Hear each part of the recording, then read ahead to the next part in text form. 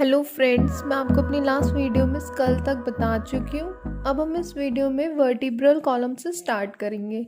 तो जो हमारी वर्टिब्रल कॉलम होती है इसे ही हम बैकबोन बोलते हैं। Means it is also known as backbone.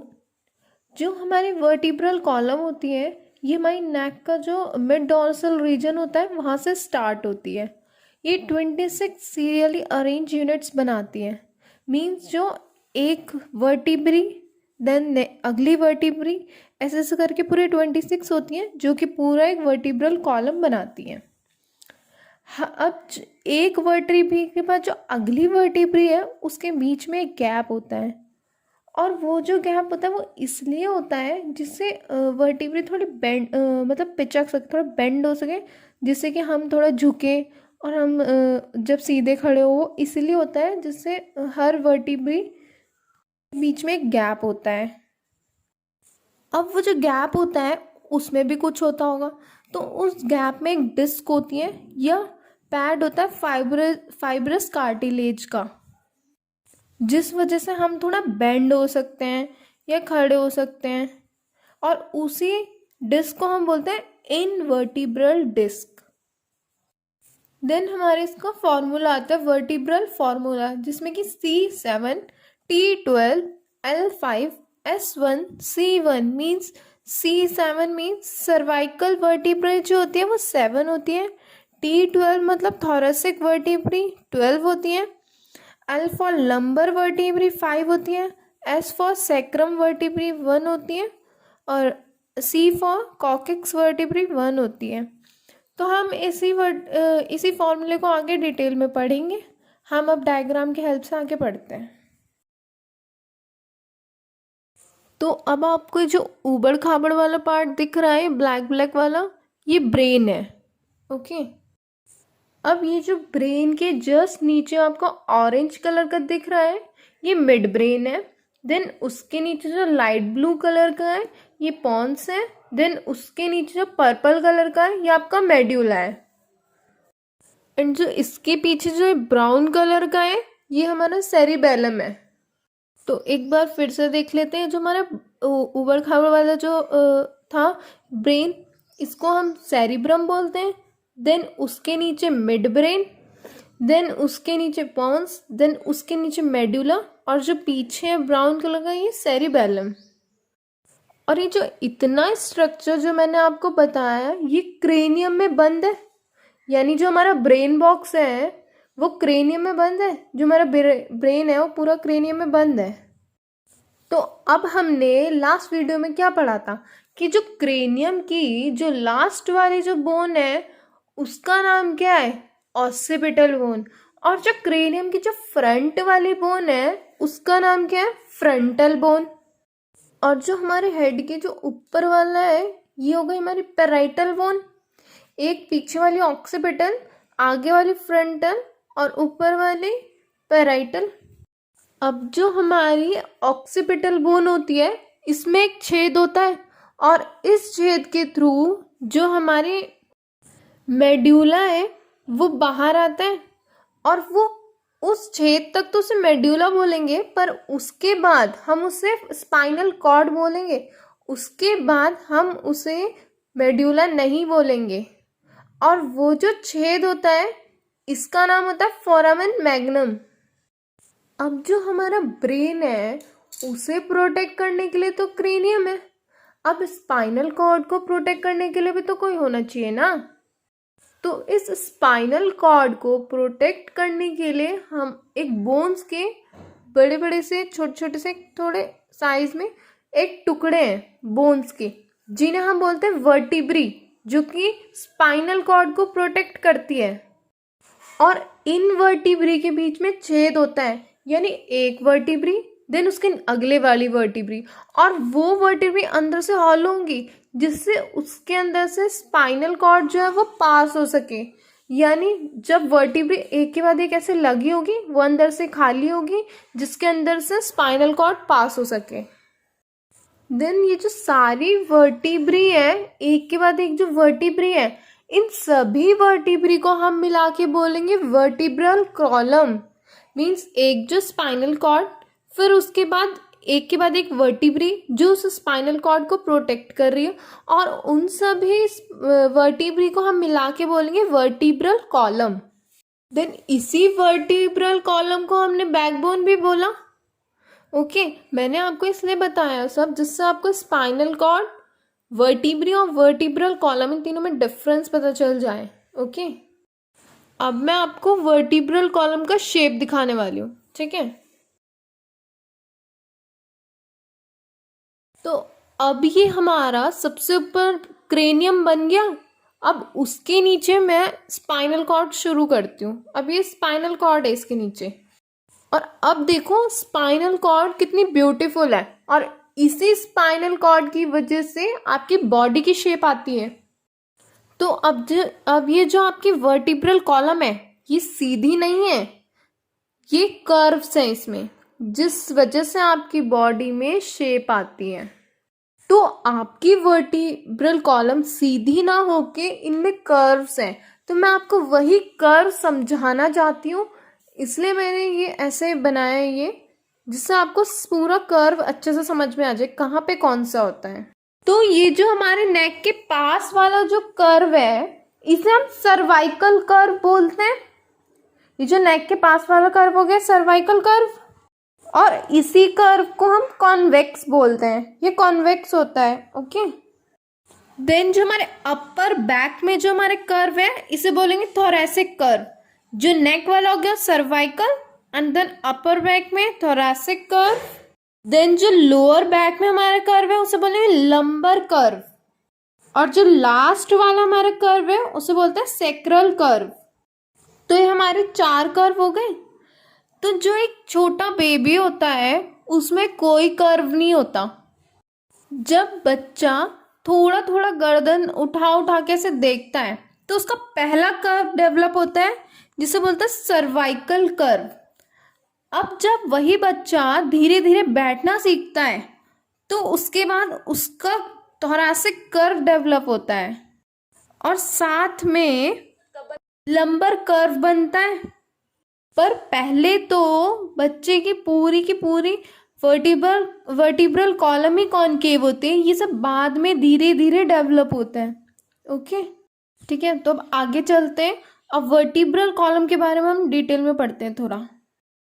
ये जो हमारी नेक रीजन में जो हमारी सर्वाइकल वर्टिब्री है ये ऑलमोस्ट 7 ही रहती है सब में। सर्वाइकल वर्टिब्री हमारी 7 होगी। मैमल्स में भी सेम ही होगी, चाहे वो जिराफ हो, जिराफ में भी सर्वाइकल वर्टिब्री 7 ही होगी। पर जो जिराफ के जो बोन्स होंगी वो लंबी हो जाएंगी पर रहेंगी 7 ही। जो सर्वाइकल वर्टिब्री होगी वो रहेगी 7 ही। देन उसके नीचे आता है थोरैसिक वर्टिब्री, इसलिए मैंने उसे थोरैसिक कर्व बोला था। 12 होती है हमारी थोरैसिक वर्टिब्री, 7 तो सर्वाइकल वर्टिब्री और 12 थोरैसिक वर्टिब्री। देन उसके नीचे आती है लंबर वर्टिब्री। लंबर वर्टिब्री इसलिए क्योंकि लंबर कर्व वहीं पे ही है। तो कितनी हो गई लंबर वर्टिब्री? वो गई पूरी 5 लंबर वर्टिब्री। अब देखो याद करना कितना इजी है। Cervical 7, lumbar 5। अब दोनों को जोड़ दो तो बीच वाली आ जाएगी, थोरैसिक 12 आ गई, यानी 7 जोड़ो 5 जोड़ो और बीच वाली आ जाएगी 12। ओके, याद करना कितना इजी हो गया। तो हमारी कितनी हो गई 12, और 12 ऊपर वाली ये पूरी मिला के 24, यानी 24 वर्टिब्री हमारी पूरी हो गई, और टोटल होते हैं 26। तो अब इसके बाद एक ये जो बहुत बड़ी सी वर्टिब्री है इसे बोलते हैं सेक्रम। सेक्रम बोल लो चाहे सेक्रल वर्टिब्री बोल लो, बात एक ही है। अब ये जो लास्ट वाली वर्टिब्री है छोटी सी, इसे ही हम टेल बोन भी बोलते हैं और इसे ही हम कॉक्सिजियल वर्टिब्री भी बोलते हैं। कुछ भी बोल लो, एक ही बात है। और अगर हम बात करें फीटस की तो उसके पास 7 सर्वाइकल होती हैं, 12 लंबर होती हैं और 5 लंबर है। मीन 7 तो सर्वाइकल हो गई, 12 थोरैसिक हो गई और 5 लंबर हो गई। ये तो हमारी जितनी होती है सेम ही रहेगी। अब डिफरेंस देखते हैं कि फीटस में और हम लोगों में, मतलब एडल्ट में क्या डिफरेंस है। हमारे पास तो सेक्रल 1 होती है एक ही सैक्रल है, पर जब बच्चा वूम्ब में होता है, मीन्स यूट्रस में होता है, तब उस बच्चे के पास 5 सैक्रल वर्टिब्री होती है। तो वो 5 फ्यूज हो जाती हैं एक बड़ी सी वर्टिब्री बनाने में। मीन्स सैक्रल की फिर एक वर्टिब्री बन जाएगी जो कि सबको फ्यूज होके एक बन जाएगी। यानी 5 सैक्रल वर्टिब्री हो गई फीटस में, और जो फीटस में जो कॉक्सीजियल वर्टिब्री होती है वो पूरी 4 होती हैं, जो कि बाद में पूरी एक बन जाती है। यानी 7 तो सर्वाइकल हो गई, 12 थोरैसिक, 5 लंबर, 5 सैक्रल वर्टिब्री और 4 कॉक्सीजियल वर्टिब्री। ओके, फीटस में टोटल कितनी हुई? पूरी टोटल 33 वर्टिब्री। यानी तुम्हारे पास 26 वर्टिब्री होती हैं, फीटस में 33 वर्टिब्री होती हैं। क्वेश्चन आ सकता है कि सैक्रल वर्टिब्री कितनों से फ्यूज होके बनी हुई है? सैक्रल मिलके बनी हुई 5 वर्टिब्री को फ्यूज होके एक बनी हुई है, कॉक्सीजियल 4 को फ्यूज होकर के एक वर्टिब्री होती है, बनती है। Is it clear? तो यहां तक हमारा वर्टिब्रल कॉलम कंप्लीट हो गया। अब हम आगे रिब्स और स्टर्नम देखेंगे। तो अब हम स्टार्ट करेंगे अपने रिब्स से। अब देखो, ribs join vertebral column dorsally, मतलब जो रिब्स होती हैं वो पीछे से तो वर्टिब्रल कॉलम से जुड़ रही हैं और आगे से जुड़ रही हैं स्टर्नम से। तो रिब्स जॉइन स्टर्नम वेंट्रली, तो आगे तो स्टर्नम से जुड़ रही हैं और पीछे वर्टिब्रल कॉलम से जुड़ रही हैं। रिब्स जब जुड़ती है स्टर्नम से आगे की साइड, तो वो डायरेक्टली उससे नहीं जुड़ती। रिब्स और स्टर्नम के बीच में एक कार्टिलेज होता है और इस कार्टिलेज की पीस से ही ये स्टर्नम से जुड़ेगी। यानी जो हमारा रिब्स है वो स्टर्नम से डायरेक्टली नहीं जुड़ा, उनके बीच में एक कार्टिलेज प्रेजेंट है और हम इसी कार्टिलेज को बोलते हैं कॉस्टल कार्टिलेज। अगर आपको कार्टिलेज नहीं पता तो मैं आपको एक बार कार्टिलेज बता देती हूँ। हमारी कार्टिलेज 3 टाइप्स की होती है, elastic cartilage, hyaline cartilage, then white fibrous cartilage. जो हाइलीन कार्टिलेज होती है वो सबसे वीकेस्ट कार्टिलेज होती है, क्योंकि अगर कार्टिलेज में फाइबर्स होंगे तो वो उसकी स्ट्रेंथ बढ़ेगी, मतलब स्ट्रांग होगी वो। पर जो हाइलीन कार्टिलेज होती है उसमें फाइबर्स बहुत कम होते हैं। वो होते तो हैं पर वो इतने छोटे होते कि माइक्रोस्कोप से देखने पड़ते हैं, तो इसलिए हम उसे बोलते हैं कि हाइलीन कार्टिलेज में फाइबर्स होते ही नहीं है, फाइबर्स होते ही नहीं है, इसलिए सबसे वीकेस्ट होती है। वाइट फाइब्रस कार्टिलेज बहुत स्ट्रॉन्गेस्ट कार्टिलेज होती है, क्योंकि इसके अंदर बहुत सारे फाइबर्स प्रेजेंट होते हैं। और येलो वाली ना तो ज्यादा वीक है और ना ही ज्यादा स्ट्रॉन्ग कार्टिलेज है। तो जो कॉस्टल कार्टिलेज होती है वो हाइलीन कार्टिलेज से बनी हुई है, तो वीकेस्ट कार्टिलेज हुआ। जो रिब्स का पीछे वाला पार्ट होता है जो कि वर्टिब्री से जुड़ रहा है, मतलब वर्टिब्रल कॉलम से जुड़ रहा है, उसके 2 पार्ट्स होते हैं। जुड़ने के लिए रिब्स के वर्टिब्री से जुड़ने के लिए 2 पार्ट होते हैं। रिब्स हमेशा पेयर्स में प्रेजेंट होती है, कभी भी सिंगल रिब्स नहीं जुड़ेगी, हमेशा पेयर्स में जुड़ेगी। तो पूरे 12 पेयर्स होते हैं रिब्स के, मतलब टोटल 24 रिब्स होती हैं। तो रिब जो है वर्टिब्रल कॉलम से 2 पॉइंट पे टच हो रही है, सिंगल पॉइंट से रिब कभी भी वर्टिब्रल कॉलम से टच नहीं होता, वो 2 पॉइंट पे टच होता है। तो इसीलिए इन रिब्स को बोलते हैं बायसिफेलिक, क्योंकि वो 2 पार्ट्स में जुड़ रहे हैं, 2 जगह से टच हो रहे हैं रिब। तो इसीलिए हम रिब्स को बोलते हैं कि रिब्स बायसिफेलिक होते हैं। Ribs are bicephalic. अब हम इसे डायग्राम की हेल्प से पढ़ते हैं। तो अब देखो, आप ये जो मैंने ब्लू से लिखा है ये हमारी वर्टिब्रल कॉलम है। ये पूरी इतनी लंबी होती है, ये हमारी पूरी वर्टिब्रल कॉलम है। और आगे की साइड ये जो रेड वाली है ये आपकी स्टर्नम हो गई। मतलब कि आपकी जो डॉर्सल साइड पे है वो तो आपकी वर्टिब्रल कॉलम है और जो वेंट्रल साइड पे है वो आपकी स्टर्नम है। डॉर्सल मतलब पीछे की साइड और वेंट्रल मतलब आगे की साइड। वर्टिब्रल कॉलम से रिब्स आके आगे की साइड जुड़ जाते हैं स्टर्नम से। तो आपको डायग्राम में एकदम क्लियर हो रहा होगा कैसे जुड़ रही हैं आगे। अब हम इस डायग्राम की हेल्प से देखेंगे कि true ribs, false ribs and floating ribs क्या होते हैं। अब आप इसमें देख रहे हैं ये कोस्टल कार्टिलेज जिससे स्टर्नम से रिब्स जुड़ रहे हैं। अब देखो रिब्स के पेयर, पहला पेयर है, फिर दूसरा पेयर है, फिर तीसरा पेयर है, ऐसे करते करते पूरे 7 पेयर हैं। टोटल तो 12 पेयर हैं पर उसमें से 7 पेयर हैं जो कि पीछे तो वर्टिब्रल कॉलम से जुड़ रहे हैं और आगे जाके स्टर्नम से जुड़ रहे हैं with the help of cartilage. और इन्हीं 7 पेयर के रिब्स को मैं बोलती हूँ ट्रू रिब्स। अब जो 8वां, 9वां और 10वां जो रिब्स का जो पेयर है वो पीछे तो वर्टिब्रल कॉलम से डायरेक्टली जुड़े हैं पर आगे जाके स्टर्नम से डायरेक्टली नहीं जुड़े हुए। तो अब जुड़े कैसे हैं मैं आपको ये बताती हूँ। तो जब ये रिब्स आगे आते हैं 8th, 9th और 10th, ये तीनों रिब्स 7th रिब से अटैच होकर के आगे स्टर्नम से अटैच होंगे। ये डायरेक्टली स्टर्नम से अटैच नहीं होते, ये 7th रिब की हेल्प से अटैच होंगे। तो 8, 9 और 10 इन तीनों रिब्स को हम बोलेंगे फॉल्स रिब्स। तो 1 से लेके 7 तक तो हमारे ट्रू रिब्स हो गए और 8th, 9th और 10th ये तीनों हमारे फॉल्स रिब्स हो गए।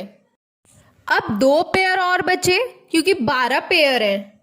अब जो 11th और जो 12th के जो रिब्स हैं वो पीछे वर्टिब्रल कॉलम से तो स्टार्ट होते हैं पर आगे स्टर्नम से अटैच नहीं होते।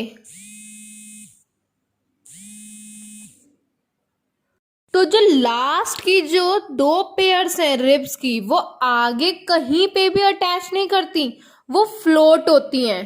फ्लोट मतलब हवा में ऐसे लटकी रहती हैं पर आगे अटैच नहीं होती। 11th और 12th पेयर ऑफ रिब्स आगे अटैच नहीं होता स्टर्नम से। अब एक बार हम दोबारा देख लेते हैं।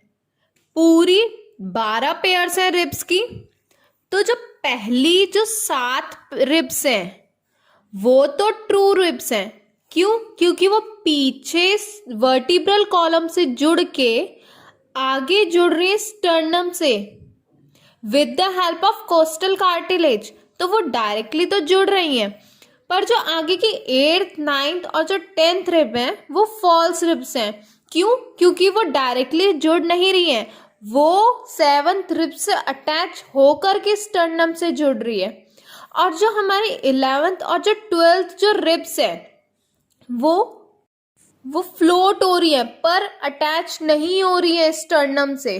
तो हम 11th और 12th को बोलेंगे हम फ्लोटिंग रिब्स क्योंकि वो फ्लोट हो रही हैं, अटैच नहीं हो रही।